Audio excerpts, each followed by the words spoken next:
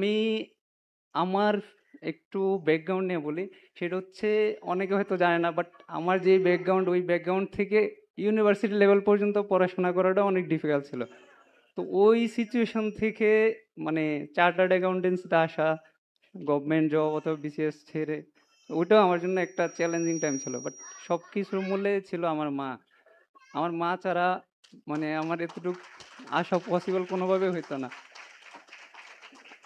আমি ক্লাস 9 পর্যন্ত English reading পড়তে পারতাম না, এটা আই ক্যান প্রাউডলি সে। আমি ক্লাস 10-এ গিয়ে রিডিং পড়া শিখছি। তারপরে হচ্ছে ঢাকা ইউনিভার্সিটি solely আমার মার সাপোর্টে আমি আসছি, কারণ সবাই বলছে আমার পড়াশোনা ছেড়ে দেওয়া উচিত, আমার পড়াশোনা করার দরকার নাই। তো আমি যা করছি আমার ছোটবেলা থেকে এই পর্যন্ত, যা কিছুই করা আছে অথবা আমার যা অর্জন আছে ছোটখাটো, পুরাটাই আমার মার জন্য। আমি যা কিছু করছি সব আমার মার জন্য করছি। আর সেকেন্ডলি হচ্ছে আজকে আমার বাবাও আছে। তো অনেকে মাঝে মধ্যে আমার একটা কোশ্চেন জিজ্ঞেস করে, যেটা আমি স্কুল লাইফে ফেস করছি, কলেজ লাইফে ফেস করছি, এখনো করতেছি। সেটা হচ্ছে আমার বাবা কি করে। আমার বাবা একটা সময় রিক্সা চালাইতো, তারপরে কুলি মজুরি করতো, এখন কিছু করে না, কারণ আমি থার্ড ইয়ার থেকে ফ্যামিলি চালাই। এটাও আই ক্যান প্রাউডলি সে। তো আমি মেবি আইসিবির একমাত্র সদস্য, যে আইসিবি মেবি এমন কোনো মেম্বার পাবেও না, ভবিষ্যতেও, অতীতও পায় নাই, ভবিষ্যতেও পাবে না। কারণ আমার ব্যাকগ্রাউন্ড থেকে আমার এলাকার অথবা চারপাশের মানুষ 99% ফরেনার। আমি একমাত্র পড়াশোনা করছি, টিল নাও আমি এজন্য বেকার আছি। আর ভবিষ্যতের কথা তো আমি জানি না। যাই হোক, আমার পথ সবার মতো আমার পথ সোজা ছিল না। আমার ফ্যামিলি চালিয়ে তারপরে হচ্ছে আর্টিকেলশিপের সাথে সাথে পড়াশোনা চালানোটাই অনেক চ্যালেঞ্জিং ছিল। আই গেস আমার জন্য ইজি ছিল যে হচ্ছে আমার ফ্যামিলিতে কোনো প্রেশার ছিল না যে তুমি পাস করলে করো, না করলে নাই, তোমার যেটা ইচ্ছা এটাই করো। তো আমি ছোটবেলার থেকে এই ফ্রিডমটা পাইছি। আমার মা বাবা কোনো দিন আমাকে বলে নাই যে তোমার এটা করতে হবে। ইভেন তারা কোনোদিন আমার মার্কশিট দেখে নাই যে আমি পাস করছি নাকি ফেল করছি, কিন্তু আমি স্কুল কলেজ দুইটারই পাস ছিলাম। তো এখনো তারা জানে না যে তারা কেন আসছে, তার ছেলে কি করছে অথবা কি, জাস্ট জানে কিছু একটা হইছে, আমি বলছি আসো, চলে আসছে।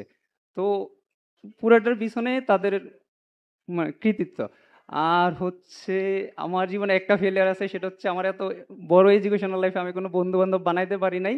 বাট আমি অনেক জুনিয়র পাইছি যাদের বড়াতে আমি এতটুকু পর্যন্ত আসতে পারছি। আমার এমনগুলো সেশন গেছে যে আমার কাছে টাকা পয়সা ছিল না পরীক্ষা দেওয়ার, আর জুনিয়রদের থেকে একজন একজন করে 3-4 জন থেকে নিয়ে তারপরে পরীক্ষা দেওয়া লাগছে। আমার কাছে এখনো মানুষ অনেক টাকা পায়।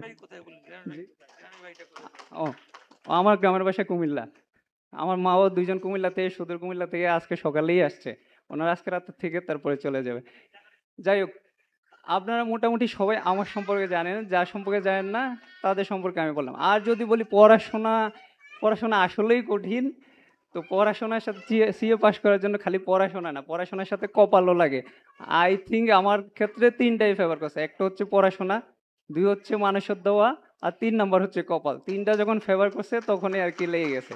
তো আপনারা যারা আছেন এদিকে কোয়ালিফাইড অথবা যারা দেখতেছেন, তারা যে আনকোয়ালিফাইড ব্যাপারটা এমন না। হয়তো বা হচ্ছে অনেকে আমার থেকে ভালো পড়াশোনা করতেছে, ভালো এক্সপার্টাইজ আছে, বাট কোনো না কোনো ভাবে কোনো একটা কিছু ফেভার করতেছে না, এটার জন্য আসতেছে না। তো আমি বলবো যে আমার সাইড থেকে হচ্ছে এটাই পরামর্শ যে হতাশ হওয়া যাবে না, লেগে থাকতে হবে। যখন বল ক্লিক করে তখন সবাই খেলা মাঠে 6 মারতে পারে, সমস্যা নেই। আমারটা হয়তো আগে আসছে, বাকিদেরটা হয়তো পরে আসবে, এতটুকুই, just time difference, nothing else. That's it. সবাই আমার জন্য দোয়া করবেন, আমার এখনো অনেক লম্বা জার্নি আছে। সবাই ভালো থাকেন, আসসালামু আলাইকুম।